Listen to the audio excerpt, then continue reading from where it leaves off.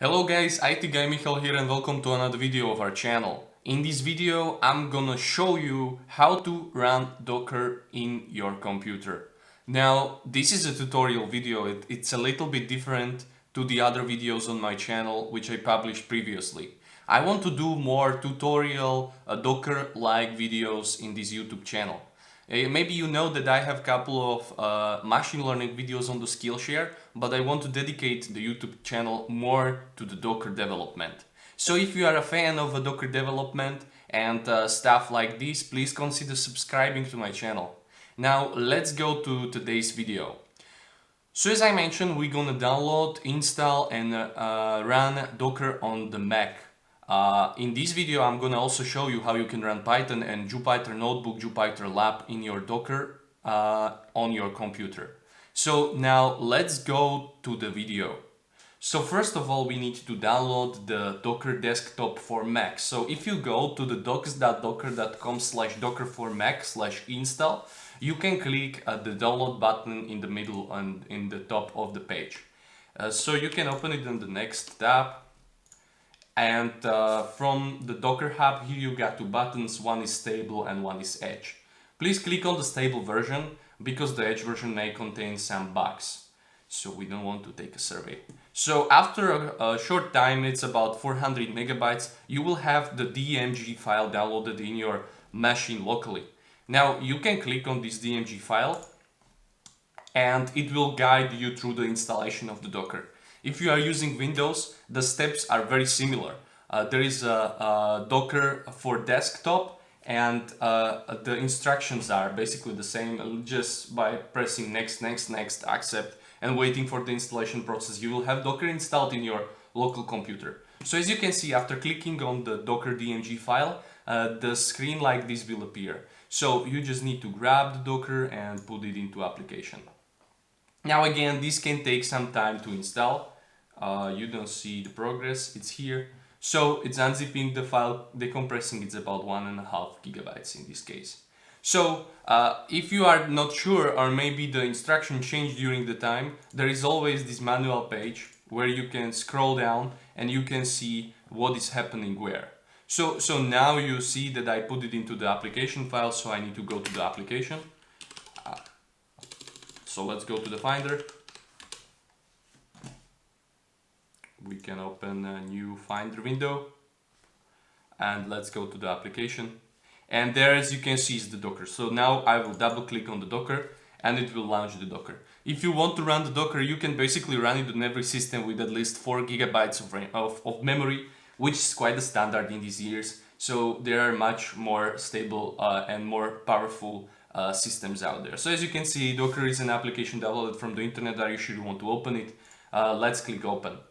Now, Docker needs privileges access, so you will be asked for your password, so please give them the password. Now, what is my password? No. So this can take some time until it will be run. As you can see in the top right corner, there is this Docker icon. And when the squares are popping up in the top, it means it's still launching, so you need to wait a little time. Sometimes on the Windows, for example, you need to restart the computer, also on some Linux machines and maybe on some Mac. So we will see how it will behave in the case of my computer. So as I mentioned, in this video I'm gonna show you the step-by-step process of the Docker. I'm a machine learning DevOps engineer at the Dell company, and currently I'm doing this every day. I'm working with Docker every day. So get started with the Docker in a few easy steps. There is some tutorial, we want to skip this tutorial, and they are just showing you how you can run simple things, but we don't need it right now. So right now the Docker is being installed and it's running. So how you can prove it is if you go to the terminal. I have it open here. I hope this is big enough for you. If you go, you need to open a new tab and run docker ps. So as you can see, if you are popped up with a top bar like this, everything is okay. If an error will be presented in this case, It means that you have some issues during the installation and you need to reinstall it. You can also run Docker version, I guess, and it will pop up you the version, the current version which I'm using is 19.0.12. If you are from future, feel free to run the Docker version you have right now. Just be up to date and have the latest version which is there on the internet. So right now, let's talk a little bit about Docker. So how Docker works and why is Docker so powerful? So I don't want to, like overflow you with a lot of theory, but basically the Docker is solving one important issue. Imagine you have an application and you want to deploy it to some host machine. When I'm talking about the host machine, I refer to a server or some computer, right? So you have an application. Let's say you have a simple Python program and you want to put it onto different machine. So what you need to do? You need to install the Python. You need to install the libraries. You need to set up the ports. Yes, you need to set up the whole environment. And this can take a lot of time. And you need to run it on the system which is running on the machine, so on the server.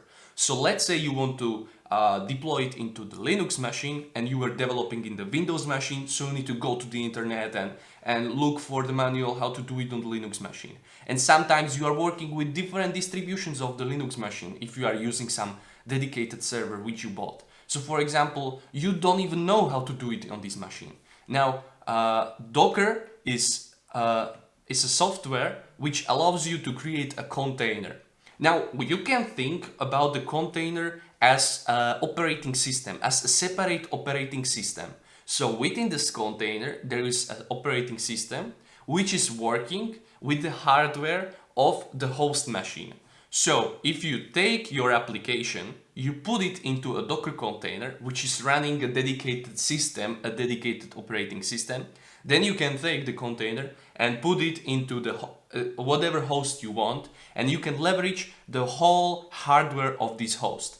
The biggest advantage is that you don't need to use the operating system of the host machine where you want to run the container. Now, this is a big advantage. Why? Because you can run as many containers on the dedicated host machine as you want. You can have the 300 containers in the same time and each can run different operating system. One can be written in the Windows server, other one can be written in Debian, other one can be written in CentOS and stuff like this. Yes, so you don't need to solve the issue of the incompatibility of your software with another system. Okay, so maybe this was a little bit of too much knowledge for you, but by the time as you will go through these examples, you will understand it better. So the most important part is like the Docker is taking the application, putting them into the dedicated containers, and then these containers can be deployed wherever they want. So now many of you can say, well, okay, but how can I, run the Docker locally? So as I showed you, you can install the Docker as simple as this. There are even manuals to run it in the Linux machine, but basically what happened right now after I installed this, the Docker installed two things on my computer. One is something which is called the Docker daemon. So Docker daemon is running in the background and is using my hardware. So yeah, in case of macOS and Windows, it's a little bit different as I will talk right now, but you will maybe go into these details later. You don't need to bother about this. The basic idea is like the Docker daemon is using the hardware of your machine right now. And then there is something which is called the Docker client. And when you want to interact with the Docker client, you are interacting with something which is called CLI, so command line interface. So whenever I'm putting commands like Docker version, I'm interacting with the Docker client. The Docker client is communicating directly with the Docker daemon, which is running in my computer. So it's as simple as this. So for example, right now, if you go out there and you buy a server somewhere, yes, you will have a server with at least 4 gigs of RAM.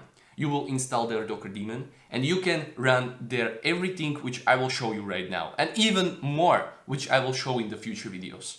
Okay, hope this wasn't so much complicated. I don't want to put too much theoretical stuff in my videos, but I have to because some of you maybe don't know Docker or are just beginners of the Docker. I highly recommend reading something about containers on the internet in the documentation down there, which I will link in the description below. So let's jump right back into the video. So what do we want to do is that we want to run Python in the Docker, right? So as I mentioned, we want to create a container with the Python installed down there. So the way how Docker does it is that it takes some images, something which is called image, which is just a set of instructions, and it runs them in the Docker daemon. So you need to find an image for the Python in order to run a Python in your computer. Now, and many of you may say, well, okay, but I don't know what's image. I don't know how to create the image. Don't worry, there are other guys who already created all the images for you. So the only thing what you need to do is just go to the internet like this and go to the page which is called a Docker Hub.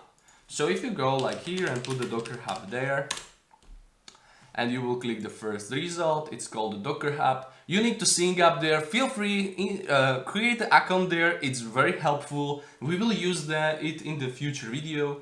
And then click here in the search bar and put here Python. Now, Docker Hub is something like a GitHub, okay? Many of you may don't know what is a GitHub or stuff like this. The idea is that you need a container to run an application in your Docker. In order to have a container, you need an image, which is creating the container in your Docker daemon. Now, you want to share the image with the community. This is the idea of Docker.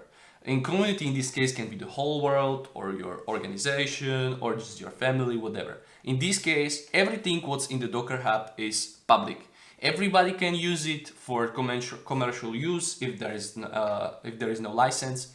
And you can use it in your code. You can adjust it into your needs and stuff like this. So whenever you go to the Docker Hub and you write everything you write into this search bar is for free, and it's an image.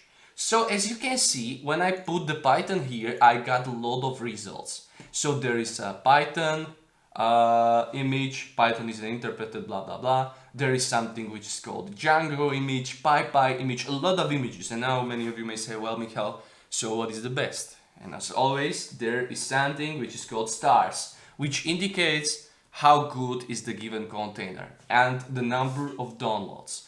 And the logic behind this is like the more downloads there are, the more stars there are, the more reliable the image is. Again, I highly recommend you to download only the official images at the beginnings, in your beginner stage, when you don't know what are you doing. Why? Because as I said, the Docker image and the Docker container in your computer will interact directly with the hardware. So this can bring some potential risks. If some, let's say, hacker will create some container with a vulnerability which will, put some virus into your computer, this can be very bad. But I'm just not talking about scary things. Most of the time nothing will happen because people are good, right? But just to be sure, always download the official images. For example, this Python image is created by the Python company themselves, like the Python group themselves. So if I click here on the image, I will see that down there is something which is called the simple tags or tags. And here are all the Python versions of the image available for you. And now look at that, look at the beauty. 3.9. Wow, 3.9, the edge version of the Python is there, right? 3.8.5, 3.7, 3.5, even the older images are there. If you scroll there, sorry, my mouse is working differently.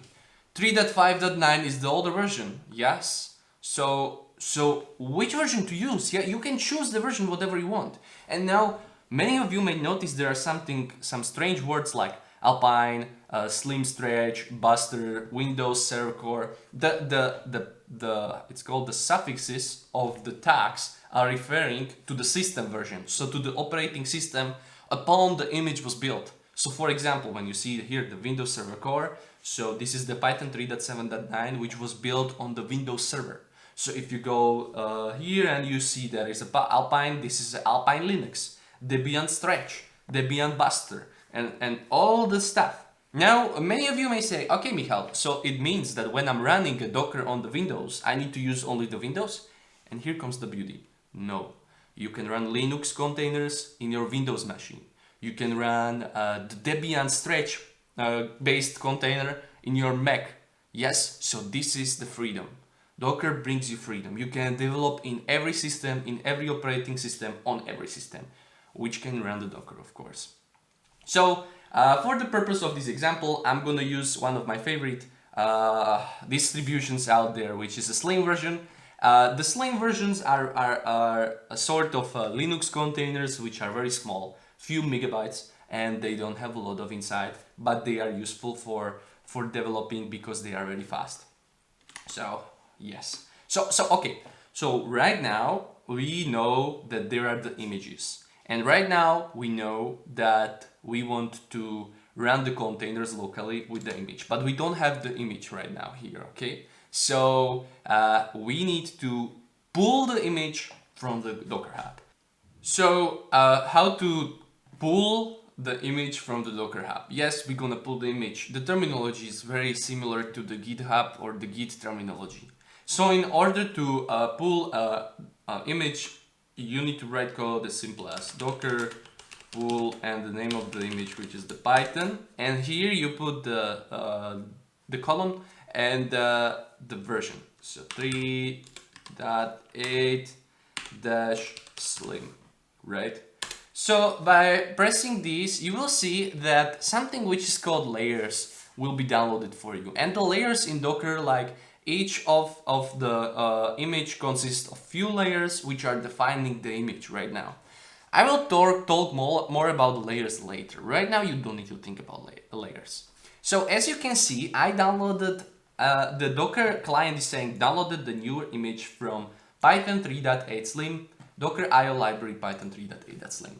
If you want to know what are the images locally in your machine, you just go and write down Docker image ls, and you can see that we have the repository, which is called the Python. Yes, that's the name of the repository on the Docker Hub. The tag, the image ID, the created. Now the created refers to the date when the image was created in the Docker Hub, and the size. You can see you just need only 113 megabytes to run a Slim Linux container with the whole operating system and the Python installed inside there. You don't need more than 113 megabytes. So now we have the image in my local computer. So how do we run it? Yes, we want to run it, okay? So in order to run an image, you go and write down docker run. As you can see, it starts always with docker, and the keywords are referring to the actual actions. So docker run, and now you can write down the specification of the image, or you can use the image ID, yes? So as you can see, this image ID is some hash, which is hard to remember. So sometimes it's good to write down the whole thing like 3.8 slim. So right now, the Docker client will look for the image in the local machine. If the image is not presented there, it will go to the Docker Hub and download it from there. But because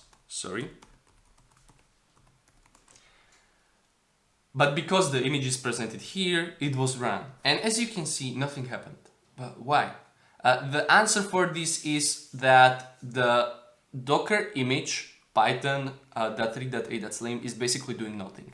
So the image was just run and terminated immediately, yes? So nothing was presented to us, no output, and we didn't even have the chance to interact with the image, with the container. So in order to make it like more like stable, more interactive, you need to run it with the tags or with the parameters to run it in the detached mode and to trigger something which is called TTI. So I will explain what is TTI right now. So let's go and run. So run it in detached mode is D, and run it with as a TTI is like this, and then you need to specify the name. Oh my god, sorry. You need to specify it like this, Python 3.8 slim. Enter. Yeah, and so now something was outputted and it was immediately terminated again, but this time, trust me, is running in the background. So how do I know it? So in order to see what are the containers running in your machine, you need to list them. To see all the containers running in your machine, you need to run the command. I will first clear the terminal. So docker ps will show you what are the containers running in your machine. And as you can see, one image is running. And beware, this is container, this is not image, this is not the same output. So as you can see, it was created 25 seconds ago, no ports, whatever, and the name is something like Angry Stone Breaker, right? Whoa, what is this? So when a container is being run on your local machine, the container ID will be assigned for it, and also Docker will create some fancy name for this. I don't know, they are creating the names. Sometimes it was based on some movie stars or some movies. This is just some, you know, some strange word. I don't care. So if you want, right now when you will work with the Docker container, for example with this container, you can refer to the container with the Docker ID or with the Angry Stone Barker, blah blah blah, right? So if what we want to do now, so we have the container running in our local machine, and now we want to access the container. And how you can access the container? You can access something which is called the bash. So we want to access the terminal of the container. So how to do it? So in order to access the container, you go like docker exec ty, because we want to access it with the TTI.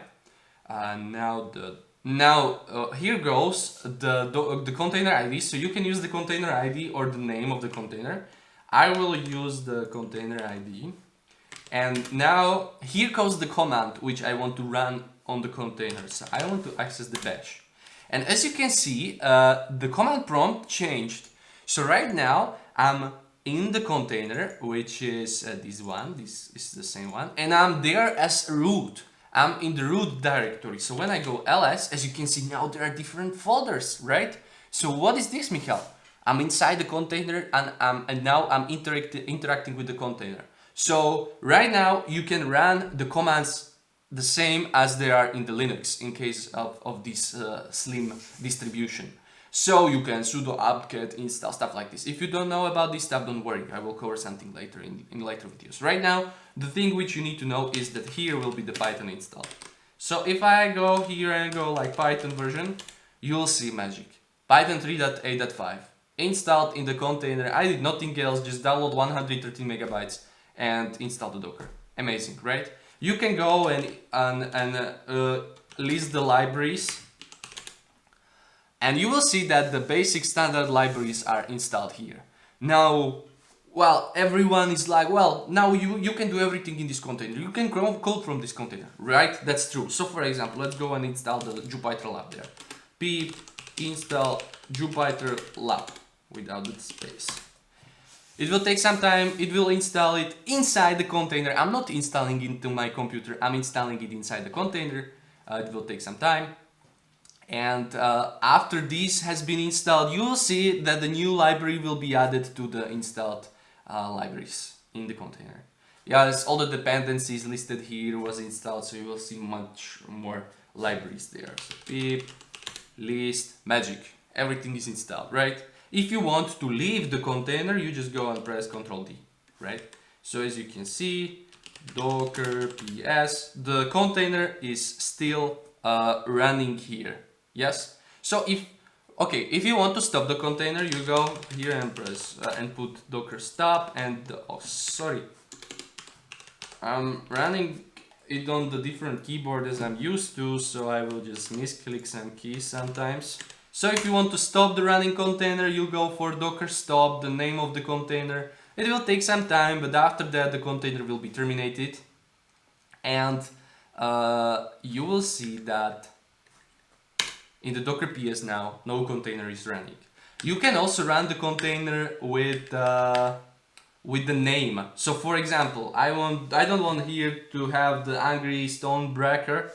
I want to have there something fancy like name will be Jupyter, yes, because we want to run the Jupyter there. So you can put here the parameter called name and the Jupyter. So if I run it like this and go docker ps, you will see the Jupyter is running here. Now, but beware one fact. Whenever you terminate the container like this, so when I go and stop the container which I created right now, Jupyter, the containers are still existing in your machine in something which is called an exit state. So I will clear it. So even though I go like docker ps and it's not presented here, if I go like docker ps all, you can see that these are the angry stonebreaker is here. The Jupyter is still here. What does it mean? That even if you stop the container will be there. So this helps the Docker to cache the container when you want to run it multiple times, one after another. So what does it mean? If I would like to run the Jupyter right now with this command, the same as it was before, I will be noticed with some error. Yeah, error response from daemon, conflict. The container name Jupyter is already in use by container. So what does it mean? If you want to delete the whole container from your local machine, you need to go like docker rm and the name of the container Jupyter. Yes, and now I can create it one more time with this command. Now, notice one thing. If I will run again, so right now I deleted the container, created it again, docker ps. You can see it's still running. If I go right now to the bash, Jupyter and the bash, you will see if I go like pip list, the libraries which I installed are not there. So now you can say, well, Michal, this is not good. I want to, to have the libraries there, right? You want to persist the state. And this is when you will understand the philosophy of Docker, this makes sense. But at the first time, this maybe it's confusing for you. So let's jump right and install the Jupyter lab again. And I will show you what you need to do in order to persist the new updates into the container. Right now, the libraries inside the container are system dependencies. These are no data like files, folders and stuff like this. These are the binaries. So if you want to have the container with the changes you create, you need to create an image, a new image from the existing container. Now please feel free to stop and think about this. Container is created from image. Now this container was created from image called Python 3.8. I want to create a new container with from this updated image with the new libraries. So how to do this? So first, pip list, you can see that these are the libraries installed there. I will terminate the container bash. As you can see, the container is still here. So right now I want to create the new image from this container, and you can do it with the command which is called docker commit, the name of the image, and now you can create the name of the container. Now you can create the image. We will call it the Jupyter, the Jupyter custom. Yeah, it's good to put there the version. So yeah, let's stick with Jupyter custom. So now when you run this will create an image called Jupyter custom in your local machine. So if you go and, well, I will clear the window. So if you go like image ls, you will see that Jupyter custom is now presented here.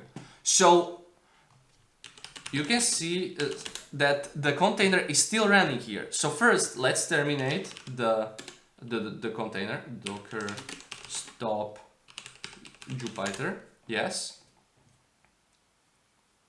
This will take some time. It will stop the container. Now, don't forget to remove the container because the exited container is still running there. So docker rm Jupyter, right?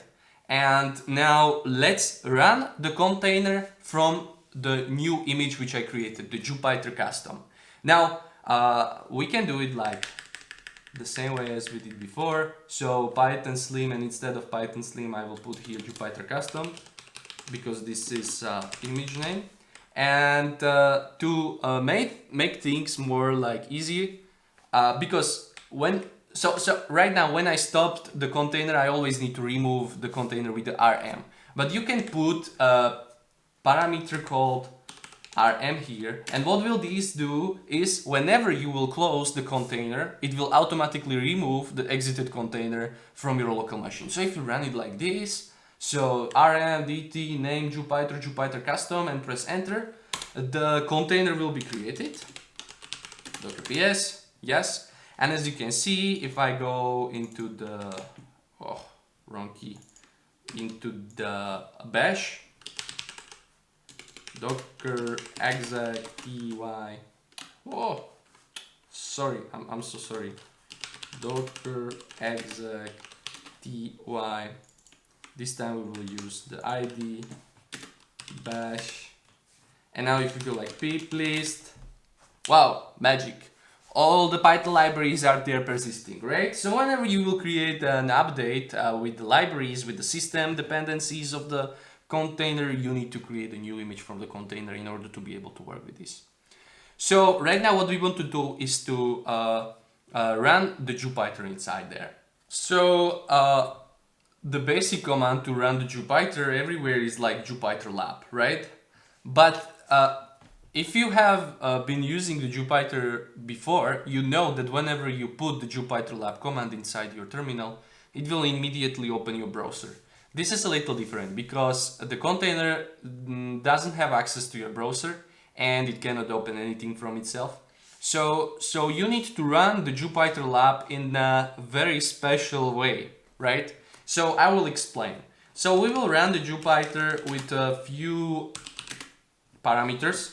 One of the parameters is the specific IP address which we want to run the Jupyter on. In this case, we want to run it on 0.0.0, which is the local host of the container, and we want to run it on the port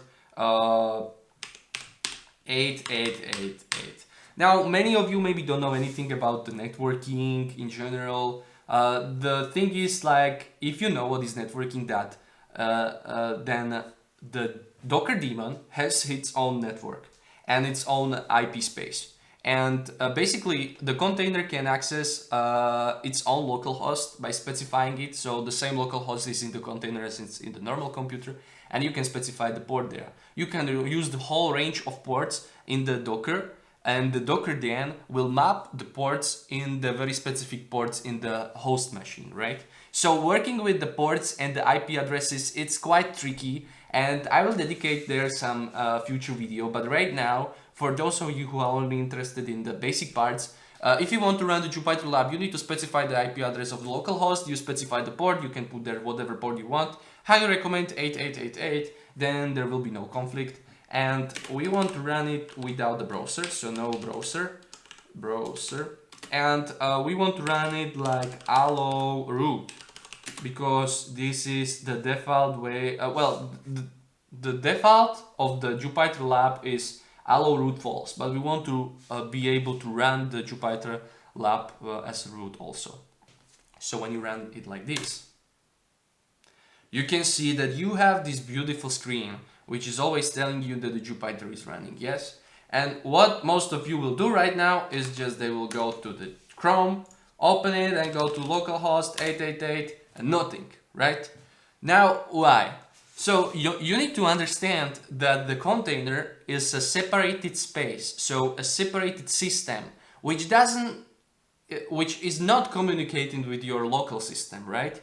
So whatever you run in the container is not available outside of the container if you don't say so, right? I didn't specify something like, okay guy, please run the port 888 from the container in my port, right? And this is exactly what I will do right now. So you need to create a connection between the local machine and the container, between the ports of the container and the ports of the local machine. This is what we're gonna do. So in order to do that, you need to terminate the Jupyter, Control C, yes, Control D. Now docker ps, still this is running, clear, let's stop it. Docker stop Jupyter.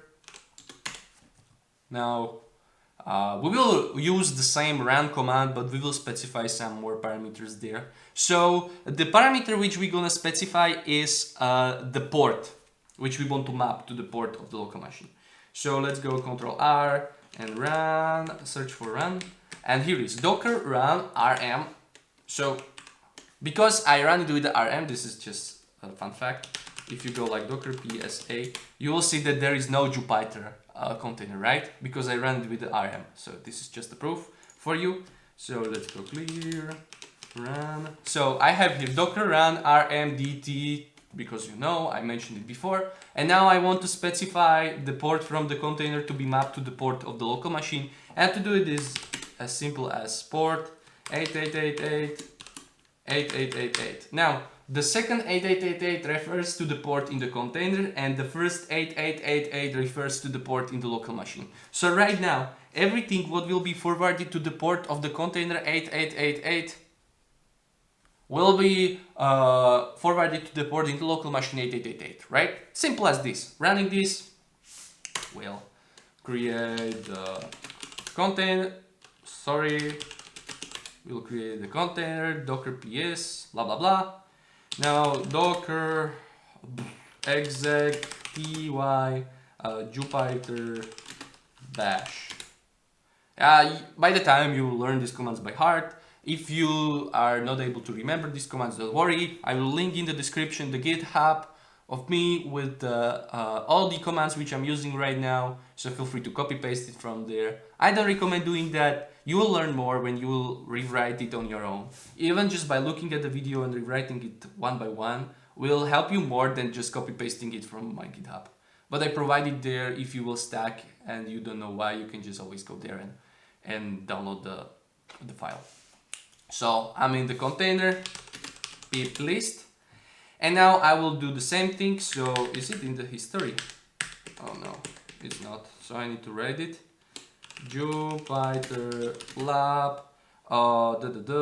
So IP address is set to 0.0.0.0. The port is set to 8888. And no browser, and allow the root, right? So I don't want to rewrite it all over again. I will copy it and put it, let's say, somewhere here, right? Fine. So running it, everything is okay. If I go here,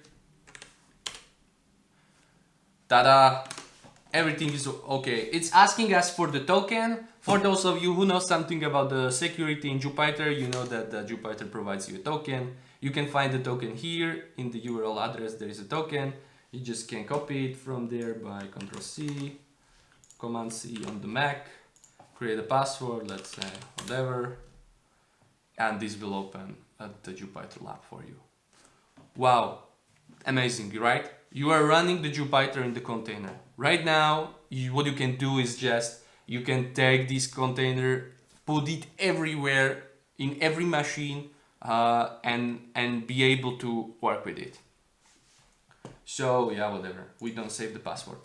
The next thing which I want to show you is how you can map a folder from your local machine into the container. So as you can see, these folders here are the folders of the container, yes? But sometimes you want to access the folder in your Finder, right?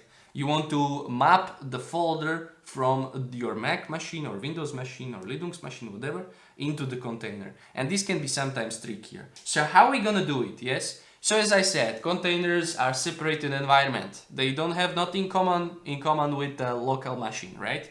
But you can create bridges. For example, I create a bridge between ports with the p variable by running the docker run. So how you can specify the volume, or how you can specify the bridge between the file system of the local machine and the container, right? So we will go back to the terminal and we will terminate by Ctrl+C, Ctrl+D. Now docker ps, we have still here the running container. We need to terminate it, so docker stop, Ctrl+V, right? So let's just create a folder for this purpose, okay? Because you need to have the source which we want to map to the container. So right now I'm in here, going to documents, ls, and I will create a directory called docker tutorial, cd docker tutorial clear. Okay, pvd, I'm in my docker tutorial. So right now I want to map this folder into the folder of the container. To do it, you need to run simple commands as. So let's go back to the run command. Whoa. Run. And now I will put there some magic. So if you want to link the folders between the container and local machine, you will use a parameter called mount. So mount, and now you are specifying the source. So this is the source in your local machine, and source, and we will specify the source with the pvd command in the subshell. So for those of you who don't know anything about shell and bash and stuff like this is just calling the pvd the same command. So it's just returning the path to the folder in the local machine, and we will map it into the target of, and now you specify the name of the folder inside the container, and we can call it app. Yeah. So by running this,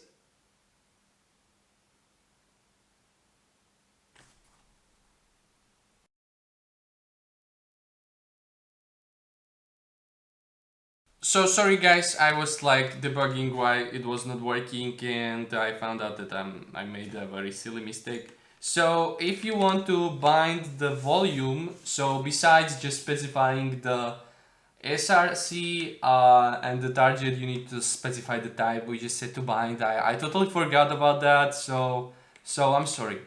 So this is the whole command in the Docker client which you should run in order to bind the volume from your local machine into the container. So by running this, I go to docker ps. I can still see that the container ID, image, command Python, created 2 seconds ago, status up 2 seconds ago. You can see that I am mapping the ports with the type of TCP, and Jupyter is the name. So right now I can go again and docker exec ty the Jupyter and bash.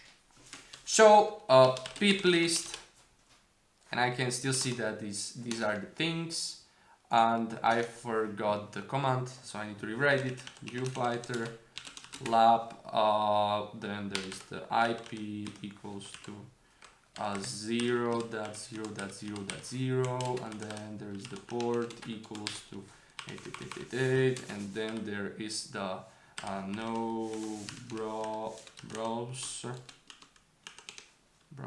and allow root. Enter. Good. Oh, sorry, what I forgot. So right now, after I map it, you can see that the app folder appeared here. So if I go to the app and press ls, nothing is there. So right now in my local machine here, I will go to the folder Docker tutorial and create here some new folder. Let's call it test, right?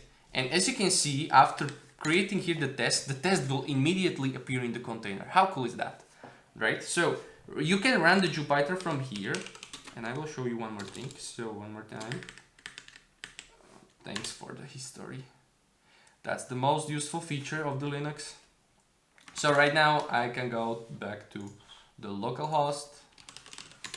I will be asked for the password again. Whenever you run it for the first time, after stopping and running the container again, you will be asked for the password. Copy, create some password. You can put there in the second row whatever password you want, it doesn't matter. So as you can see, the test is here, and when I will create the notebook here, it will immediately appear in my local machine. Wow.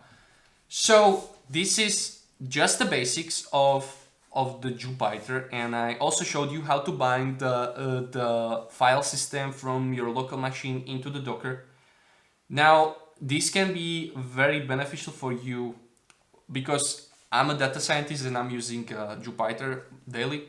And many times I need a fast development environment. Wherever I go, simple to trigger, simple to install things. And many times I need a separated environment variable for different projects. So having different libraries, having different files for different projects which I'm working on. Docker gives you the opportunity to separate it, right? You can have your own container for this, own container for that. You can have different versions of Python there and stuff like this. So I highly recommend you to try this out. You can try to run the Jupyter from there, map the volumes, right? Run some tests. You will see it's as fast as if you're running it in your local machine. So guys, that was everything for today. I hope you enjoyed this video. I would like to create more videos like this. If it will reach at least 100 subscribers and some likes, I will create another hands-on Docker tutorial video. So hope you enjoyed it. My name is ItGuyMichal. Please consider liking me on the Facebook, and I hope I will see you in the next video. Thank you very much.